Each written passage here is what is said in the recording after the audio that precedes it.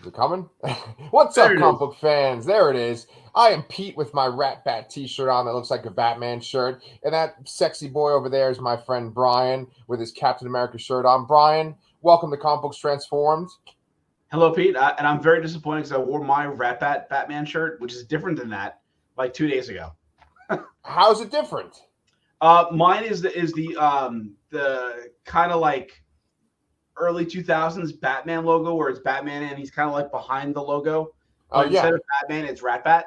Yes. So Can you imagine a fucking world that we live in where there's two different types of shirts that have Rat Bat as the Batman logo? there's got to be more than those two. Oh my God. What an amazing world. One other thing that is amazing about this world is that today, Brian and I have more than enough content to talk about. We have The Mandalorian Season 3, Episode 7 to talk about. Plus, last week we didn't get a chance to talk about the Spider Man Across the Spider Verse trailer. So we're going to talk about that today.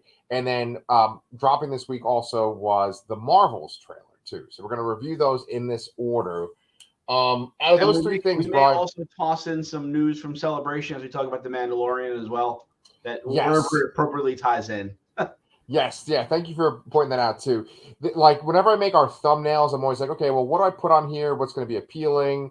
And I kind of feel like three things on a thumbnail is like that's like the max, and then it gets like too crazy. So I have something from the show and from these two trailers. But yeah, there was a ton of shit from Star Wars Celebration. So I always ask you this, Brian. We have a lot of things to cover. Out of those three things, right? Star Wars Celebration / Mando, Across the Spider Verse, and the Marvels. Which one are you the most excited about talking about today? Ooh, man, I gotta say this is actually a tough choice.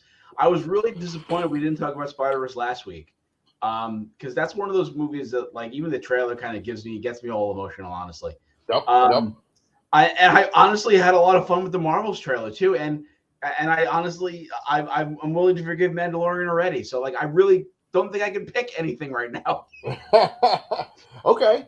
I'm back to Um, optimistic Brian somehow. Optimistic Brian. All right. Well, let's bring in pessimistic Pete.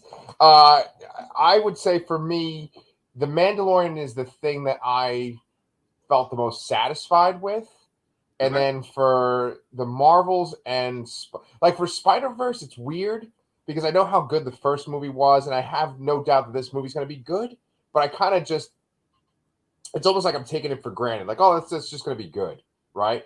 And then for the Marvels, there feels like there's something lacking. So we'll address each thing in our discussion. But let's start off with the Mandalorian season 3, episode 7, entitled "The Spies." Right. So you dug this episode, I'm guessing. I did, yeah. I'm willing to forgive them for their sins last week. Nice. Okay. And why in particular are you in a forgiving mood? This is essentially what I wanted this season to be. What I said I wanted to see in the end of season 2. I want to Okay. see season 3 be about, Din Djarin and Bo-Katan going to retake Mandalore. This is what I Right. wanted, and I don't understand. I mean, I get they needed to set up some plot points and some threads and spread things out, but there was definitely some filler they could have cut out somewhere, and I think they could have gotten to this sooner, and or something like that. I mean, I don't know what's going to happen next episode, but it feels like it's too much, too fast. It all coming at the end here, and then going to be wrapped up in one more episode. Yeah. Didn't we feel that way about the Book of Boba Fett too, where like it sort of dragged on and then there was a lot at the very end there? Well, yeah, because it dragged on because it started off with like 2 episodes with the Tuscareras, which was actually kind of cool in its own way. But Right. then it dragged a little bit, and then we got 2 episodes of The Mandalorian, and then it came back and then just finished everything on one episode or something like that, which was Yeah. ridiculous. Yes. Right. Right. Right. I Like wrapped it up. there is no doubt in my mind that show, that Boba Fett, and this season was made in service of filling time until Dave Filoni can get out his whole Mandoverse plan and then figure out when to release his movie to end all of this. Apparently, like Yes. that this is a filler time. Yes. Not Miller time, filler time. Yes. And I think that like one point that you've made a couple times too is that like what they've done with Grogu, it sort of messes up the story, or that like it would have been better if like the Grogu story was like he stayed with Luke longer. Like it feels weird that they kind of crammed Grogu in this, right? Yes, but I feel like this was the most purpose he's had in any episode this season, and he still didn't do very much. Yes, I agree. Yeah, so right off the bat, I'll just like put out disclaimers. I always reference Eckhart's Ladder, the Star Wars channel, and I always reference Star Wars Explained because I like to watch their videos after I watch The Mandalorian. And Eckhart's Ladder, he felt like for this season that Grogu maybe should not have been involved. And we've talked about like, it's just like you have to kind of make Grogu be a part of it because it's such an essential part of the show at this point. And I also agree with you that like what Grogu does in this episode is like the most meaningful thing he does this whole season. Otherwise, it's just kind of like he's just there to like make, be cute essentially. Yeah, and arguably, I would say that Grogu doesn't feel like he has a purpose, and I almost feel like they're pushing towards removing the purpose of Din Djarin to the show, the requirement of having him in the show. Yeah, like I absolutely can see a future where, he is not still alive. Yeah. Well, dude, I mean, I honestly thought he was gonna die at the very end of this one. I did too. Yes. Yeah. But at the same time, I'm like, why do they need him? Like, why didn't they kill him here? Yeah. Let's not jump to the end here yet. Good call. This episode streamed at Star Wars Celebration, which you mentioned that already today. It was one of those things where they had a non-disclosure agreement where they couldn't talk about the episode until it aired. And I think that the main reason, I mean, the end is kind of exciting and there's this cliffhanger ending, but I think the main reason is this first scene, which sets up stuff that's in the Ahsoka show too. So in this first scene, we have, Gideon, and he meets with the Shadow Council of Imperials, and we see these Imperials that are scattered throughout the galaxy. And one line that I really liked was that they said that they were essentially giving off the illusion that they were scattered warlords versus the idea that they were like a united front. Did you like that? Yeah, no, it definitely explains away how they were able to, kind of reconvene and come back later on as the First Order. Although clearly they are going to morph into the First Order at some point, and as one of the offshoots is going to gain more power than the others here. Yeah, and I wrote this in the notes, but I was actually really kind of happy because the show usually focuses on like the Clone Wars, because Dave Filoni is so involved, and there's a lot of references to the Clone Wars and the prequels. There's stuff in the regular original trilogy too, but I felt like this beginning part really started to connect to the sequel trilogy. What did you think about that? Yeah, I totally agree there. I mean, although this is the closest thing to the closest other series to any of this is Return of the Jedi, really. Yeah, right. But it seems like it's not always as connected to that as it is to the Clone Wars or even to the sequel trilogy, honestly, in the future. Yeah. And so here we have, it's really cool because they have, for the sequel trilogy, they have Commandant Hux, who is General Hux's father. And at first I was disappointed because, Dom Hanal Gleason plays General Hux. And I was like, oh, well, they'll have his dad, Brendan Gleeson, play the dad. I thought that'd be kind of really cool, And they had this other dude. I'm like, who the fuck is this guy? But it actually turns out it's Dom Hanal Gleason's brother who played him. And that made sense too, because like this story I think is like 25 years before The Force Awakens, so it makes sense he'd be young. Yeah, I think so. Yeah. So you have that, and so Gideon kind of calls out the other Imperials, and he talks about, or I think maybe actually Paleon says this, but they talk about this thing called Project Necromancer, and they're saying that Commandant Hux is running Project Necromancer. What do you think that is? That's the combination of Snoke and Palpatine. We're bringing back Palpatine. So I think clearly what was going on here was that they were basing their research off Dr. Pershing's, or were planning on using Dr. Pershing's research to resurrect Palpatine. And I think Snoke was either a byproduct or an early test or something like that. And Gideon didn't want to work with clones to recreate the Emperor. he wanted to do his own cloning stuff. So he wanted to put a damper on their plans. So that's why I think they had Elia Kane. What was her name? Elia Kane, yeah. Elia Kane. That's why I think they had her, mind flay Dr. Pershing to damper the other project, which may ultimately be what caused Snoke to exist rather than having the Emperor first. Maybe they just took longer to perfect it without his research. Yeah, that's an interesting idea. Yeah. I mean, because there are tubes with like people in them, or maybe just like one thing cloned a whole bunch of times in them in that base. And so it's like, what the fuck are in those tubes? Yeah, that's probably more of his upgraded Beskar Dark Troopers. That's what he wants to clone an army.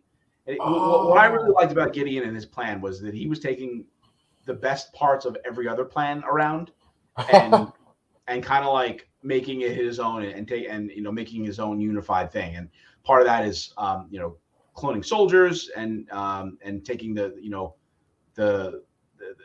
skill of kind of like the Mandalorians and their culture, their warlike culture, and combining it all together into what he thinks is the best path forward to galaxy-wide domination. Okay, that is interesting. You and I, we have never watched the whole run of the Clone Wars, and we've never watched Rebels, and we haven't watched the Bad Batch. But I know that, like, in the recent episodes of the Bad Batch, they have a whole story arc where the Empire is actually trying to, like, get rid of clone troopers and have them be regular troopers. And I know that, like, Palpatine has a reason for that. Eventually we'll get around to watching it. But it's interesting because, like, in The Force Awakens, I think it's Kylo Ren, someone makes a comment about clone troopers, and they say that, like, they have to actually just kidnap kids to make their stormtroopers for the First Order. So it's interesting that, like, Gideon's plan is to kind of go back and do that clone trooper plan again, which made the Empire become powerful in the first place. Yeah. So then, what you said too, that was one of my favorite things about this episode was the idea that he's essentially like harvesting what's left of the Mandalorian culture and making it his like army. Yeah. Yeah. And I mean, it makes sense, right, too, because, like, I know Django is not, like, truly a Mandalorian, or I don't know what the fuck it is in the new canon, but, like, he is, like, a Mandalorian, at least in look and appearance, right? Yeah. And so like, kind of bringing that back, like, making it kind of come full circle, I just really like that. What did you think? Did you know about Paleon before? Yes. He's one of Thrawn's, underlings. Yeah. I wasn't as clear on the timeline stuff with where he should or shouldn't be. But I guess it's also possible that because we haven't watched Clone Wars and Rebels, that we don't know what actually happened to him in this current continuity. Yeah, so I get mixed stories because I could have sworn that I heard Eckhart's Ladder say that, like, Paleon would have been with Thrawn. Because what happens in the Rebels cartoon is that Thrawn is with this guy Ezra, who's like the main character, and they get sent to some other part of the galaxy that no one's really familiar with. And Thrawn is just missing, right? Yep. I don't know if they actually do show Paleon in the Clone Wars cartoon. I'm kind of getting the vibe that they actually didn't, from what I've heard. I think I read that they did. Oh, they did? Okay. Okay. Yeah, and so he's like in the books, at least, the old Expanded Universe books, he's like Thrawn's second in command, and he's a really intriguing character. But the way he was cast, he just was like perfectly cast. That's what I imagined when I read at least Heir to the Empire, And it's funny too because Heir to the Empire, I think, takes place kind of around the same time as when The Mandalorian takes place. Yeah, it makes sense. Yeah, like 5 years after. Yeah. So, trying to think if there's anything else. Was there anything else out of that like beginning scene that you wanted to talk about? No, I guess not. All right, so then let's go ahead and shoot over to the Mandalorians themselves. And so, all right, what'd you fucking think of the IG-12 carrying Grogu? I didn't mind it. I was happy enough that they didn't just throw that plot line out there in the first episode and then completely abandon it. Just the fact that they connected it makes it worthwhile to me. It also increases his mobility a little bit. We get to hear the Taika Waititi IG voice.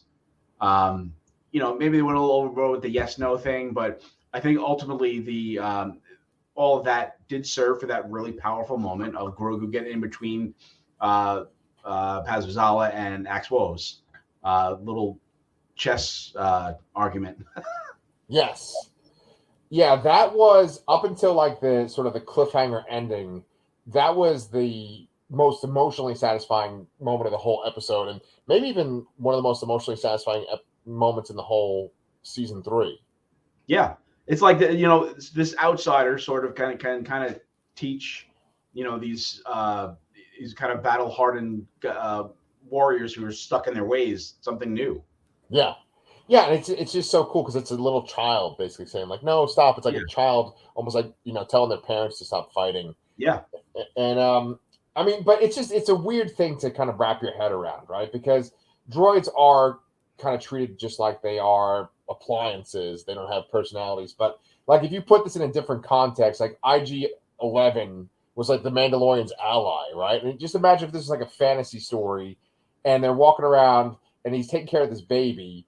And then all of a sudden, like by this episode, they've like carved out a part of the ally's corpse and put the baby in it. And the baby's controlling the corpse. It just kind of is a weird thing to think about. That's definitely a little weird. Yeah, it is a little weird, and it's definitely something that you have not seen before. I don't think in Star Wars, but it honestly the fact that they brought it back was enough for me. Like the fact that they just didn't leave that thread stranded for no reason was enough goodwill to propel it through. Yeah, I agree with you on that one. It's cool. He's got like a little mech suit now. He's like Ripley, I always love mech suits. Yes, hell yeah. Do you remember Exo Squad? Did you watch that when you were a kid? Exo Squad, yeah. Oh my god, that might even been before the X-Men cartoon, and that was like a serialized cartoon. I think it was made by like the same people. That was on like Channel 9, right? Right. Right. I don't know if it was before X-Men, but it was around then. We're gonna have to look that shit up. That was really fucking good. If they made like a live action movie of that, that'd be crazy. Oh hell yeah. Yeah. So, 93 started. So okay, X-Men's 92. Yeah. What I was gonna say was that we've discussed this a few different times, but for Grogu, they've kind of essentially like written themselves into a corner where he probably was originally intended to be just an infant character, and then he is like passed on to Luke, and that's like the end of his story. And now it's like, well, we have to have him do more, and so like I feel like using IG-12 is just like, okay, well now it won't be this like ridiculous thing where he's kind of doing flips, and it looks more. He's almost like Krang, right? Yeah, pretty much. Yeah. And a much more comic accurate Krang too, because the Utroms weren't like this, weren't as humanoid looking. Right. Wait, there was some other point I wanted to make about this, but I fucking forgot. It's okay. So yeah, that was fun though, and that's a really great sequence. Just visually, I thought this episode was great. Like, what'd you think of all the Mandalore stuff? Yeah, Mandalore looked great. That ship thing looked great. That giant monster that destroyed the ship looked awesome. Right. That was not the Mythosaur, though, correct? No, something else. Yeah, I didn't think so. But that thing was massive. Everything looked really cool. I also like the idea that there were some people still left behind there that were somehow surviving. Yeah. Although I was really questioning the timelines of when all this stuff happened and how long they were there. And I really couldn't figure that out exactly. So I think that the Clone Wars show ends right before Mandalore gets nuked, and it's pretty much when the Clone Wars end, right? So that's supposed to be, I believe, 19 years before A New Hope, and then like New Hope, it's like 2 years and change between New Hope and Return of the Jedi. So wow, that's a long time. You gotta do some math. Yeah, they were there for like 20-something years. Right. Yeah, so closer to 30. Right, exactly. And also, little fun fact: Return of the Jedi, its 40th anniversary is coming up this month. Are you gonna go see it in the theaters? Probably, yeah. Nice, man. Nice, yeah. I want to take Clementine to go see it, but she actually hasn't even finished A New Hope yet. Oh yeah. Yeah. Well, you got some time. Yeah, that's true. My wife doesn't want me to take her though. But anyway, so then let's talk about. Actually, there's one point I wanted to bring up too.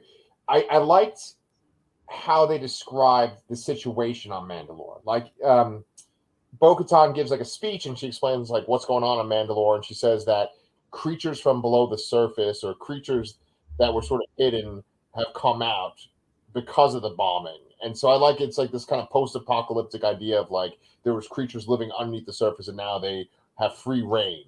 So I thought that was a cool idea.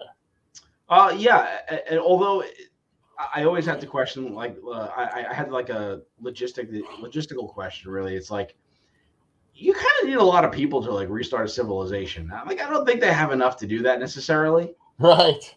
And like maybe at best they can like repopulate a city. Right. But like, I don't know. Is it worth it? I'm assuming that there are even more Mandalorians out there besides them, and that they would kind of put like a call out to come to the planet after they secure it. Yeah, that can absolutely happen. I mean, clearly they didn't know, but the ones that are still on the planet, I'm sure there are others elsewhere. So yeah, and I'm sure they can recruit more people because who doesn't want to be a Mandalorian? Hell yeah, they're badass. So that brings us up to the final conflict in this episode. We go down into the forge area, and we find out that the Imperials have been there and they've been using the planet, and that Moff Gideon has been using the planet. When we finally have our conflict with Moff Gideon's forces, did you like how that played out? Yeah, it was a pretty freaking cool looking battle, honestly. You have his troopers, which you saw previously. And once you see him flying around with the jetpack, you kind of get the idea, like, oh, he's cloning Mandalorian, sort of, or something like that. Yeah. And you kind of see why he was there, what he was doing this whole time. You understand who busted him out. It was his own troops, really. Yeah. So it makes sense. And I'm glad there was his own troops and not some like hidden enemy within the ranks, sort of. Okay, but do you think that that's still possible that there might be traitors within the ranks? Yeah, we don't know what happened with Axe Woves. Yes. Right, because he says, I'm going to go fly away, right? Yeah, he goes to fly up. Yeah. And then we don't see him again. Right, and the episode is called The Spies, right? Like, who do you think the spies are referring to? I mean, it's definitely, like, I felt a lot of the titles this season have a double meaning. Some of them are more obvious than others. So, like, you could definitely say Elia Kane is a spy. Yeah. And you definitely say there's a spy embedded still within the Mandalorian strike force there. It's possible it's Axe, but I don't know. Yeah. It's interesting, right? Because you have this battle, and they're taking on these troopers, and the troopers are formidable. But then you get to this point where these two doors slide through, and it separates Din and a couple of Mandalorians versus the bulk of the group, including Grogu and Paz Vizsla and Bo-Katan. I think that is sort of a theme in Star Wars of people being like cut off from everybody because like something comes up like a shield or a door. I think the most famous one is like Darth Maul when those energy fields go up in Phantom Menace. But there's other examples too. So Din is by himself, and these troopers come down. I really did think he was going to die, like especially when they started to hog tie him or whatever you'd call that. Yeah, they had those like kind of like lashes they were holding on the sticks, and they were kind of holding him in place. Yeah, it was really cool though. He's burning them, he's flinging them around. It was a nice last stand. It would have been a nice last stand if they actually did kill him. Right. And that would have been like a crazy shock, I think. Right, exactly. Yeah. Well, did you ever you know about how they were gonna like kill Ultra Magnus in the animated Transformers movie, right? Yeah. Like they were gonna do the same thing to him. Oh yeah, exactly. Yeah, they pulled him apart. Yeah. They were gonna do that, but they're like, "Oh, this is too violent for kids," and so they just kind of blast him. Yeah, it pretty much. Yeah, I mean, but they were holding him down and like that sort of, and then he did get pulled apart essentially and blown. Yeah, I suppose. Yeah, because I know like the swoops were supposed to like kind of tie things onto him and then like pull him apart, and in this they just shoot him all and he blows up. Yeah. But that's what I was getting like Ultra Magnus vibes because he also seals himself off from the rest of the Autobots too. Very true. Yeah. You know, so I don't know why the fuck they kept him alive though. Like logistically, it's like bring him to the briefing room. It's like what for what? Like you don't unless Gideon has some kind of grudge or something, like, and he wants to keep him alive. I don't. It doesn't make sense. It's a cliche thing. He is the allegedly the titular character. Maybe not anymore. Who knows? But yeah, it was a little sus that they didn't kill him there when they could have. Yeah, I mean, do you think he's trying to get the Darksaber from him, and like maybe he? No, he clearly sees the Bo-Katan has the Darksaber after she runs back. Oh, okay. There's no way. Okay, he saw that. Okay. I mean, you know what? She didn't take it out until she ran back. So it's possible that he didn't see and he doesn't know yet. So maybe, but still, it's like if the whole idea of claiming the Darksaber is to defeat the person that is wielding it, why not defeat him? Yeah. Well, it's interesting because I don't think Gideon is in the Clone Wars. I think he's originally made for the Mandalorian show. Yes, that's but correct. Then Bo-Katan does this backstory where she explains how he got the Darksaber. And I guess that's kind of a point that I wasn't even thinking about, was like, well, how did he end up with it in the first place? And I assume that at the end of the Clone Wars show, she has the Darksaber. Because she gives it to him. I guess so, yeah. Yeah. Because it was Sabine that had it in the show most of the time, I believe. I don't even know how she gets it afterwards. Oh, that's in Rebels then. Sabine's in Rebels. Yeah. Yeah, that's interesting because I know that Bo-Katan's sister is the one that was in charge of Mandalore, like before it fell. Yeah. So, and then also one other interesting part was they start talking about where people because they asked those guys, how did you survive on Mandalore, or how did you survive this culling that happened? And then they asked the Children of the Watch, they asked the Armorer, and she says that they were in exile on this moon, and then they make the connection with Death Watch, which is like this kind of splinter group from the Clone Wars show. So it's just kind of like they went from being in Death Watch to being this other group. Yeah, and then they're called the Children of the Watch. So Children of the Watch, yes, right. So maybe they're like the descendants of people from Death Watch. Yeah. But I was going to say that the spies, it's plural. It's not just the spy. Star Wars explained, he was saying that maybe the Armorer is a spy too. Yeah, I mean, there was that point where I was thinking that that the Armorer was secretly another character from Clone Wars and Rebels. I forgot her name. That happens every time we record. It was a cool name. I know. It was like Shiv Nylon or something. Yeah, it was something like that. Yes, it was like 2 words that mean something else. Yeah. But doesn't she get off the boat before the boat gets fucking smashed by the creature? Yeah, she was off the boat. She was flying back into space with the injured people. And did all the ships get blown up? Did they show it? I don't remember. Oh yeah. She was flying back to the ship with the injured people, and then that's when kind of the attack started. And I honestly don't remember what happened in the episode that I watched earlier today. Yeah, no, she's definitely not dead though. She's not dead. No, I don't think so. Maybe the other people are dead and the ships are blown up, but I think she was. I don't think she was there yet. Yeah, and that kind of makes us go back. Earlier in the episode, we're out of order now. But one thing I also want to mention was the fleet looks so cool too. Like when it came over at Navarro, I thought it looked like awesome too. The Mandalorian. Yeah, it did look great. Yeah. So, all right. Well, that brings us up to the very end. What do you think is going to happen in the last episode? Well, we just have to briefly mention the last stand of Paz Vizsla, which is pretty awesome. Yeah. Although it kind of brings into question, like, how good are these troopers if one guy can take out so many, Yeah. So, but that was pretty odd. That was a pretty great fight scene too, honestly. And then you see the Praetorian Guard that Gideon requests from the beginning show up and just should come in as like a new powerful threat. Yeah. For them to overcome the next episode. Yeah, they totally dispatch him, and his last stand is awesome. Obviously, his gun, which is like a Gatling gun, is more powerful than the other blasters the guys have, and he uses it so much that it fucking melts. Yeah, I thought that was a really cool touch. it was a And nice then touch. he's essentially just fighting these troopers, with his bare hands. And then I always thought those guards were really cool in The Last Jedi. Like, a lot of people shit on The Last Jedi, but I love that fucking throne room scene.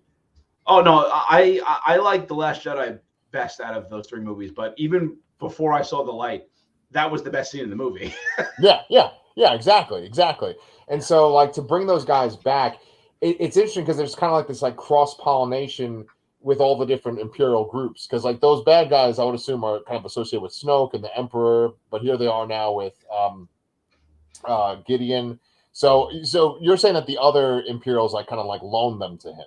Yeah, definitely. And you're right. You can definitely see the difference between the Imperial Guard from Return of the Jedi, and then the First Order guards in the Last Jedi. There's like their armor is kind of like a mishmash in between stage. Yeah, and since we're talking about Imperial guards too, you wanted to also include the Star Wars Celebration stuff in the Ahsoka trailer. We see Force users, and they have orange bladed lightsabers. There's been a lot of talk about that. Like, what does it mean that they're orange versus red? And the speculation is that they are former like Imperial guards, like the Red Guards. And so I think that'd be kind of cool. Yeah, there's a whole there's a whole expanded universe comic book series called Crimson Empire, where like those Imperial guards try to like take over the Empire or like reform the Empire. So I'm assuming that like they're working with Thrawn in the Ahsoka show. Yeah, I would say so. Yeah, and I'm gonna say in terms of the next episode, we are not gonna see Thrawn at all. Like I was saying previously, like they needed to do something big to win people back over. They didn't quite do what I was thinking, but I think they did enough, and I don't think we're gonna see him. I think the name drop that we got was probably maybe we'll get another name drop or something. I don't think we're gonna see him in the show by the end of it. Whoa. Okay. That's different from what Eckhart's Ladder was saying. He was thinking that we would see Thrawn at the very end of this episode. He was thinking that like the last stinger. That's what I assume.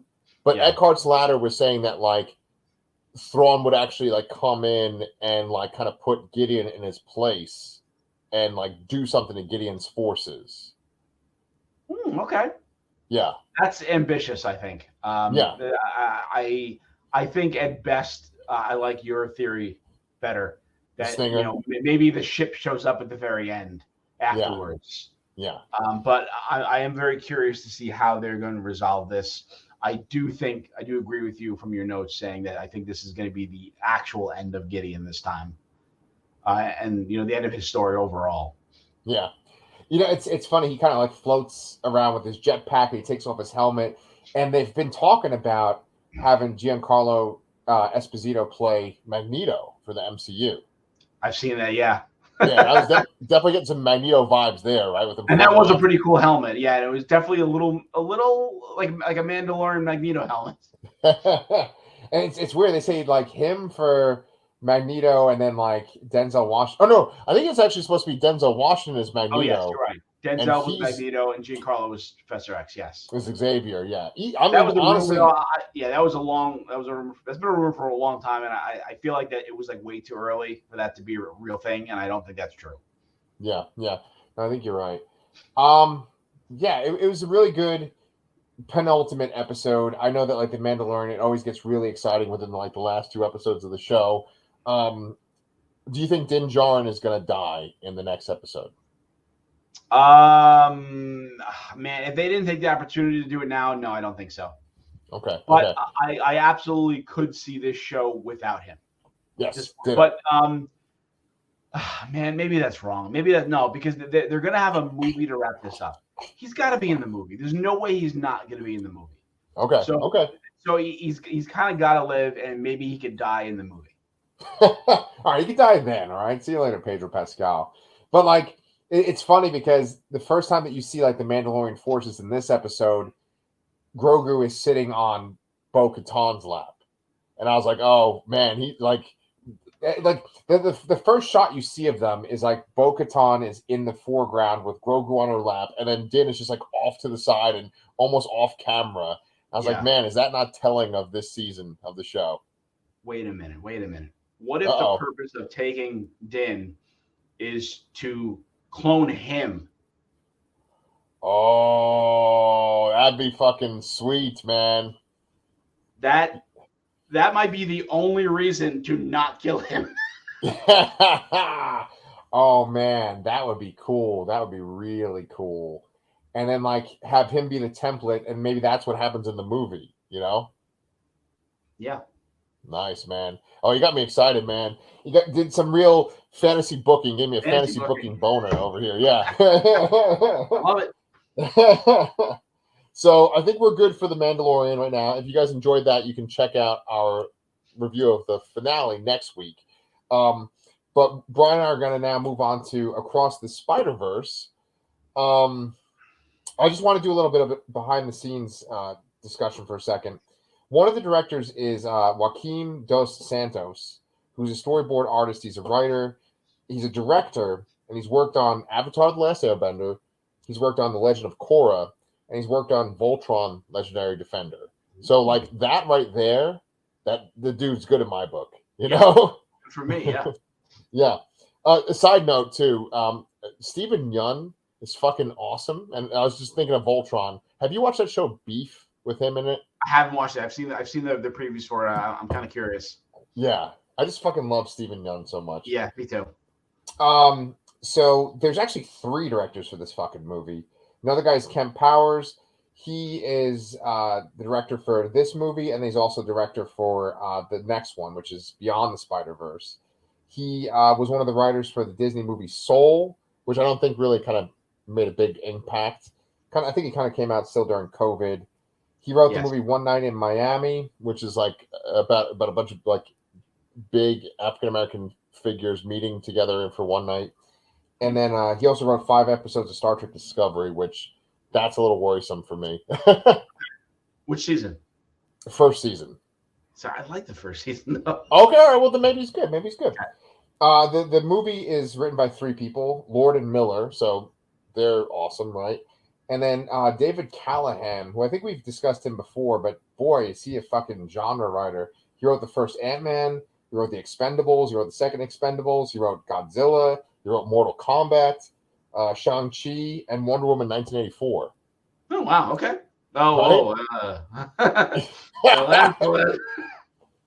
I purposely put that last to see how you would react. Yeah. So, how do you feel about this trailer? Like, when you watched it, like, what'd you think? I don't know. Just that I just like the whole idea of I'm gonna do my own thing. Like that. That's what I get out of it. Like, okay. Miles doesn't want to be a clone of Spider-Man. He wants to do it his own way. And that's kind of like the theme of the first one, and it's kind of continuing in here, but maybe some different stakes. It seems like the stakes may be more personal for him.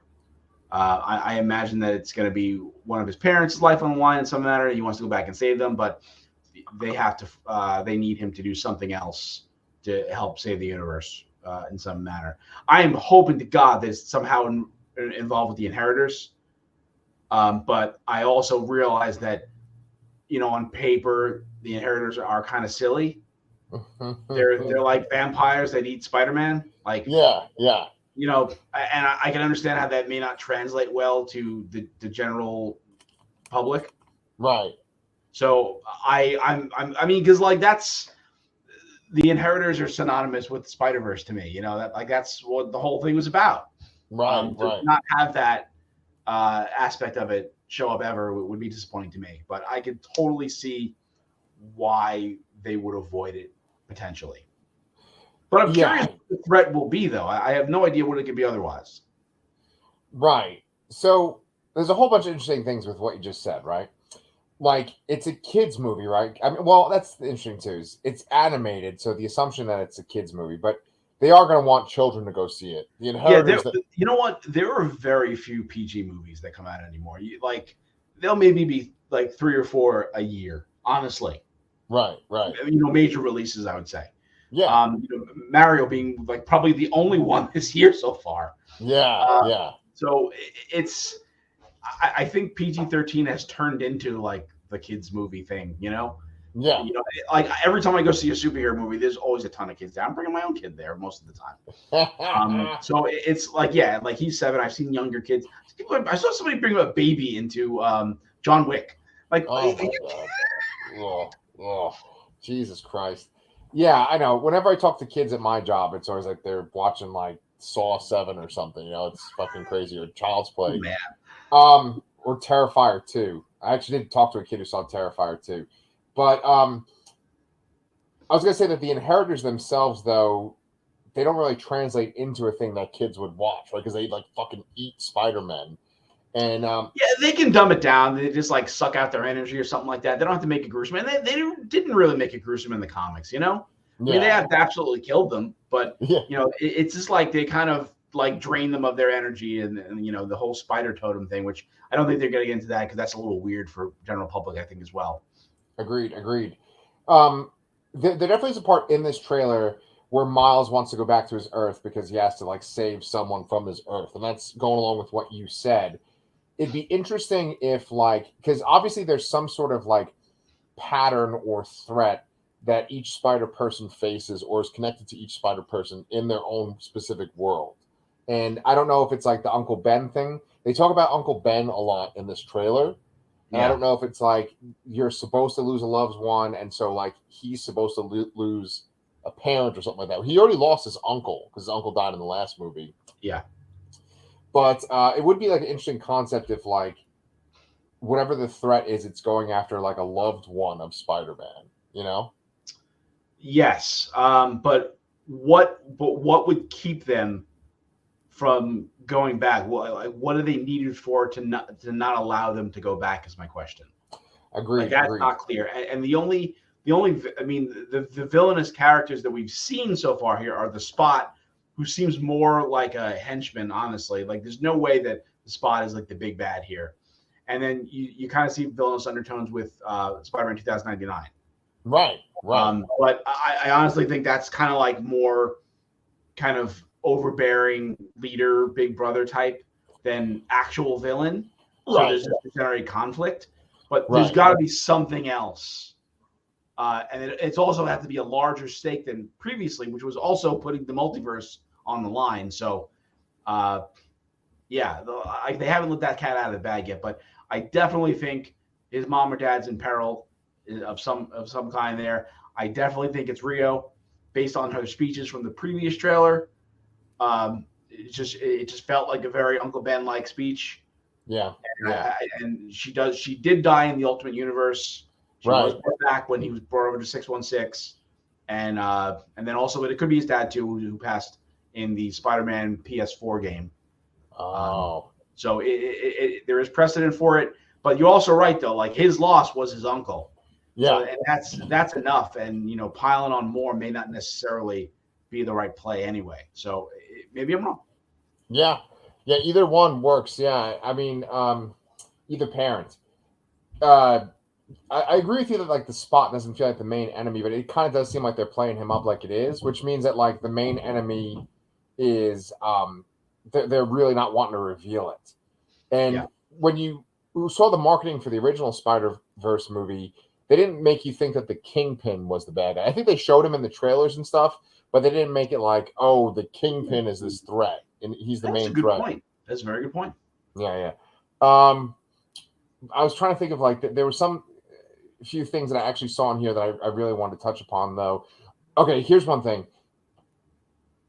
Miguel O'Hara, Spider-Man 2099, he is complaining about this teenage Spider-Man and Doctor Strange, but he says they're from Earth 1999, right? Yeah, I think it might have been a few more nines. I wasn't sure exactly. That was confusing me too, because I feel like it was referencing the MCU. But the MCU itself has referenced them being 616 several times. I don't agree with. I think there was a point where that universe was labeled something else, and I only remember this from an interview with Iman Vellani, who plays Miss Marvel. She made some kind of comment about, no, to me it's still this. Like they changed it. And I don't remember if the numbers matched up, but it's maybe they do. That's probably what's going to happen. Like they're retroactively going to make it like it's this other world. Because I mean, the only person that said that it's 616 is Doctor Strange's girlfriend in Multiverse of Madness. No, that's not right. Mysterio says it in Far From Home as well. Oh. And so yeah, it's in Multiverse of Madness. It's Christine Taylor. Christine Taylor, is that her name? Probably. She says it, he says it, and there's a third somewhere that where it's said. Well, see, that'd be kind of interesting because they could kind of write that off like, well, Mysterio's full of shit, you know, and he didn't have his facts straight, and that's why it's not the right number, right? Because Mysterio, you're looking up right now? Yeah, so it says here that according to the official handbook of the Marvel Universe from 2008, the MCU was Earth 19999. There you go. So I guess I was sort of right there, but I got to figure out. But then I guess Marvel Studios wanted them to take 616, which is stupid. Right, agreed. The comic book universe, that should be 616, and then yes, everything else is something else, you know. So there's that little detail. Then I wanted to talk about like the other Spider-Men that are in it too. So we have Peter B. Parker who shows up, and then he's got Mayday Parker, his daughter. It's really cool. Cute. But I kind of would rather have like a teenage Mayday from like a different Spider-Man. They can't do that.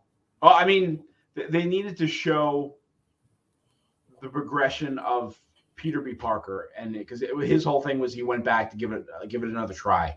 He was kind of reinvigorated to go give it another try in both as a superhero and as a husband, yeah, to MJ. So the natural progression there is that they get back together, and the easiest way to show that is that they have a baby now. Yes. And then they can't age her up too fast because that's just silly. Right. I mean, they probably could have did something, but if you're saying you would have preferred it to be just totally separate from Peter B. Parker, I mean, they still could do that. I mean, there's hundreds there. Yeah, and one cool thing that I heard too was that when they were like planning this movie, they actually had the artists use 6 different fucking animation styles to like prepare the movie, like just to kind of show the different worlds. And it's cool, like, because one of the Spider-Men that shows up in the trailer is the Scarlet Spider, right? Like Ben Reilly, and he looks like his actual like animated style looks different from the other characters. It did look a little different, yeah. Yeah, but he looks exactly like he does in the comics, though. Totally, yeah. But there's some interesting casting too. Like they have just for the extra people, you know, we have Shamik Moore coming back as Miles, Haley Steinfeld, who she's just like a big genre superstar, isn't she? Right? Bumblebee, this. Jake Johnson's back. What's that? Hawkeye. Hawkeye, exactly. Yeah. Jake Johnson's back as Peter B. Parker. Then Issa Rae is Jessica Drew.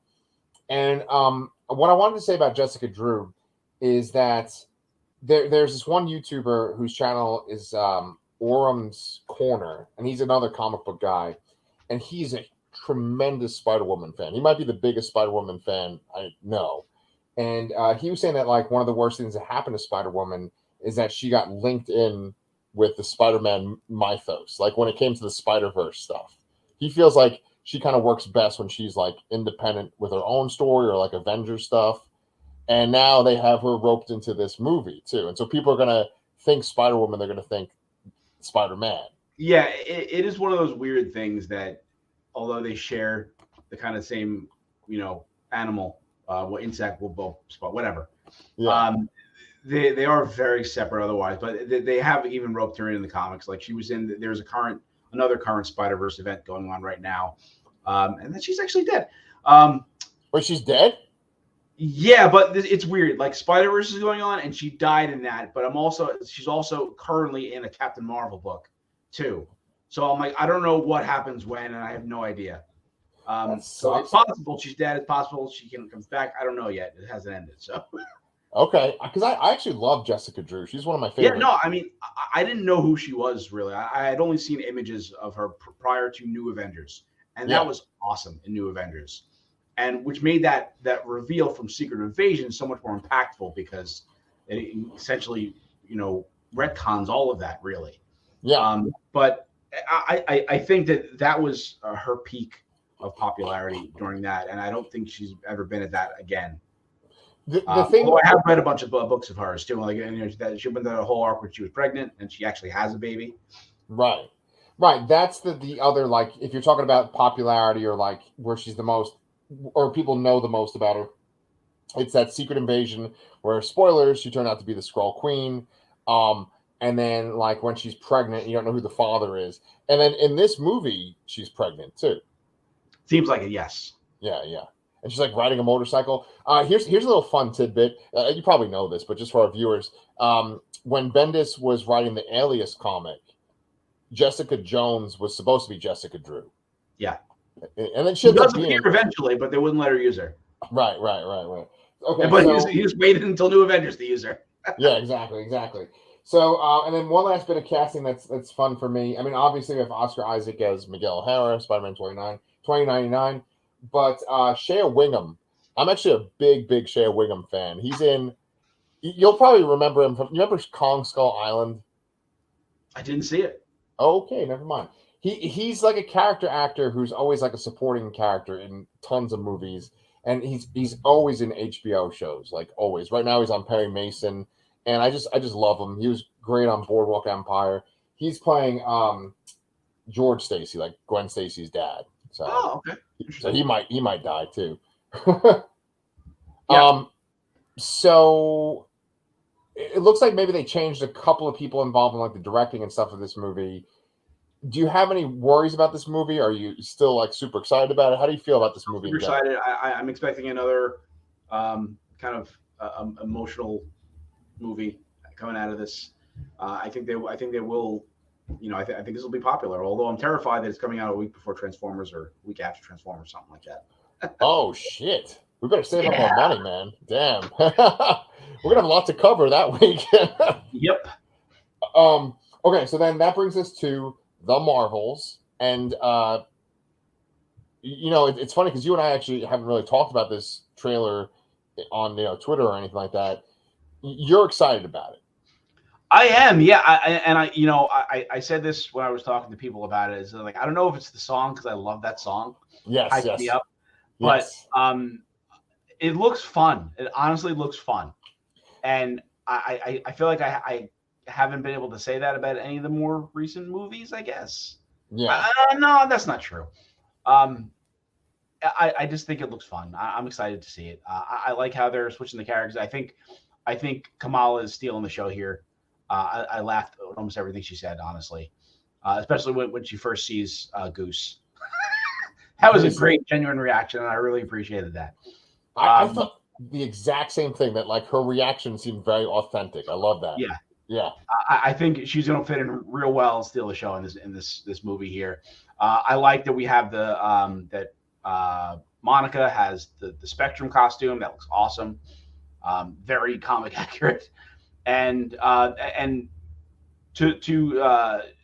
think the biggest weakness, which I think you mentioned in your notes, or in the one conversation we had, is that the villain may be a little underwhelming potentially.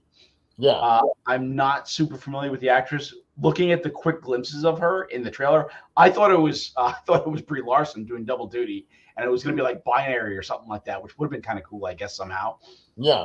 But I don't know who it is. I don't know anything about her, and I think it's very possible it may suffer from an unrecognizable, forgettable throwaway villain. Yeah, that's a problem. One thing that's interesting about this movie, right? Okay, but before we talk about the villain and stuff, is that it's directed by Nia DaCosta, right? Now, she has directed what do you call it? Candyman, the Candyman reboot. And Okay. from what I heard, it's really good. I can't remember if Danny liked it. I think Danny did like it, and Chris liked it. Yeah. But she's also one of the writers, and then you have two other writers on it. Megan McDonald, who I believe she's written some other things, like maybe even one of the Guardians movies, like she co-wrote with James Gunn. Oh no, she worked on WandaVision. And then Alyssa Karasik, I don't know who that is. They don't have a lot of information about her. But then Zeb Wells is one of the writers. Okay. I've read many a comic by Zeb Wells. Right. So I was thinking that might be like a good sign right there. Now going along with like what you're saying about the villain, they show like an Asian guy at one point, like in the trailer, and I'm like, who's that? I don't know who that is. The bad guys in general, or at least the people they're sort of fighting with, look kind of like Kree, but they're not like they don't have the Kree colors. Yeah, I'm not sure. That Asian actor, I believe, is a famous South Korean actor. Oh, cool. That I don't know from anything, but I remember there being like a big headline for when he was cast. So, oh, is it the fucking? Is it like someone from? I want to say his Park. His name's like Park So-eun or something like that, or So-hoon something. Yeah. Okay. He's from Squid Game, I think. I think I remember. No, I don't think he was from Squid Game. Oh, I'm just racist then. Okay.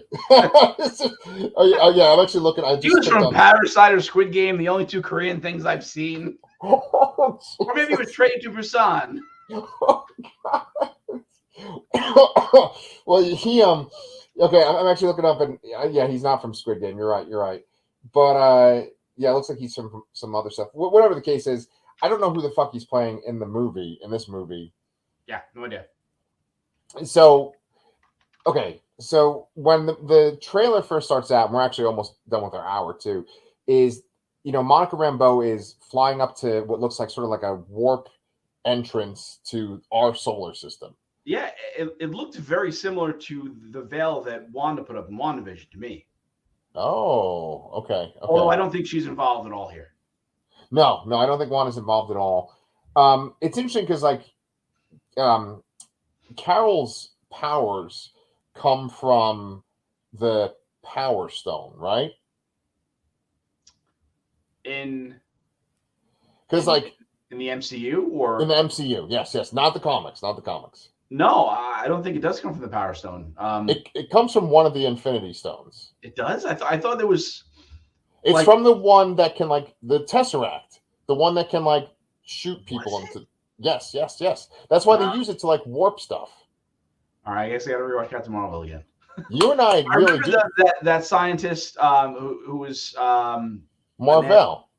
Annette, what's her name? Annette Bening. She was doing something with an engine and it exploded or something, and that's what she got the powers from. But I don't remember what it was powered by. I don't know what the experiments were based on. Maybe it's powered by the Tesseract. It would have had the Tesseract at that point, absolutely. Yeah. So, yeah, I guess.